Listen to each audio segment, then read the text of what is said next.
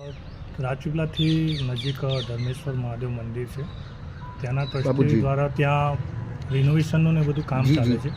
તો એ લોકોના રિનોવેશન દરમિયાન એમને કંઈક સ્મેલ આવી અને એવું કંઈક શંકાસ્પદ લાગ્યું. એમને અમને જાણ કરી. અમે સરકારી પંચો અને અમે જાતે અમારી ટીમ સાથે ત્યાં સ્થળ પર પહોંચ્યા.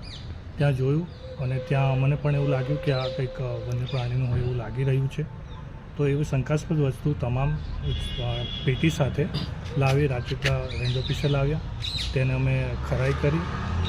કેટલું છે જથ્થો છે, એમાં 37 જેવા આખા ચામડા હતા અને બીજા ટુકડા હતા. એમ મળીને 40થી વધુ ચામડા જે દેખાઈ આવેલા છે, જે હાલ ઉપરથી તો એવું લાગે છે કે વાઘના છે, પણ એને ખરેખર સ્વેના છે. એની માટે અમે FSLમાં મોકલવાના છે. એની સાથે સાથે 133 જેવા નખ પણ મળ્યા છે. એ પણ સાચા છે કે ખોટા એ પણ અમે ખરાઈ કરી રહ્યા છે. આ તમામ વસ્તુને ધ્યાનમાં રાખી અમે વન્ય પ્રાણી અધિનિયમ 1972 હેઠળ ગુનો દાખલ કરે છે અને સરકારશ્રીને જાહેર કરે છે. આ ખરેખર વસ્તુ સાચી છે કે ખોટી અને એમાં કેટલું તથ્ય છે એની ખરાઈ માટે અમે આગળના સેમ્પલ લઈને આગળ કાર્યવાહી કરી રહ્યા છીએ. એનું પરથી ખ્યાલ નહીં આવે, પણ બહુ જૂના હોય કારણ કે જર્જરિત પણ થઈ ગયા છે ઘણા ચામડા. તો બહુ સમયથી એમની પાસે હોય એવું લાગી રહ્યું છે. તો વધુ તપાસ કરવાથી જ એનો ખ્યાલ આવશે કે FSLમાંથી વધુ નિર્ણય સારો છે.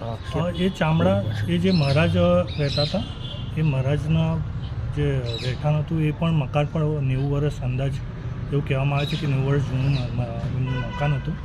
એમાં ઉપરના ફ્લોર ઉપર હતા અને એક પેટી હતી પતળાની. પેટીની અંદર બધા એકની ઉપર એક કરીને તપી વાળીને મૂકેલા હતા. ખાસ કરીને ગુજરાતમાં વાઘ તો લુપ્ત થઈ રહ્યા છે, તો આ તસ્કરી હોઈ શકે ને કંઈ જૂનું છે કે? જી જરૂર, તસ્કરી હોઈ શકે.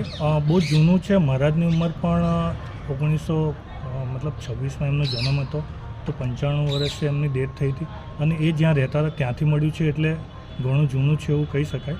જે પેટી મળી એકદમ જર્જરિત થઈ ગઈ હતી અને બહુ ખવાઈ ગઈ હતી. એની અંદર અમે ચામડા કાઢ્યા ત્યારે અંદરથી 1992-1993ની સાલના ન્યૂઝપેપર મળ્યા. તો એની પરથી એવું અમે થોડો અંદાજ મારી શકીએ કે આ ચામડા 33 વર્ષ, જે આજની 2025-26 સુધી ગણીએ તો 33 વર્ષ સુધી તો મહારાજ પાસે કે એ પેટીમાં હતા એવું માની શકીએ. મહારાજ આજે ગુજરી ગયા અને 5 મહિના થઈ ગયા છે. હવે જો સાબિત થાય FSLમાં કે વાઘનું જ ચામડું છે અને વાઘના જ નખ છે, તો આપણે કઈ રીતે ગુનો દાખલ કરીશું એનું? હા, તો એમનું નામજોગ અને એમના સાથે કોણ કોણ જોડાયેલા હતા, એમના રહેઠાણ ક્યાં હતા, એ કોની સાથે સંકળાયેલા હતા, એ બધી તપાસ હાલ ચાલુ છે અને એમાં વધારે ઊંડાણપૂર્વક નિર્ણય લેવાનો છે. ઓકે, નામ અને હોદ્દો? તમારું નામ? મારું નામ જિગ્નેશ સોની, રેન્જ ફોરેસ્ટ ઓફિસર છે, રાજપીપળા.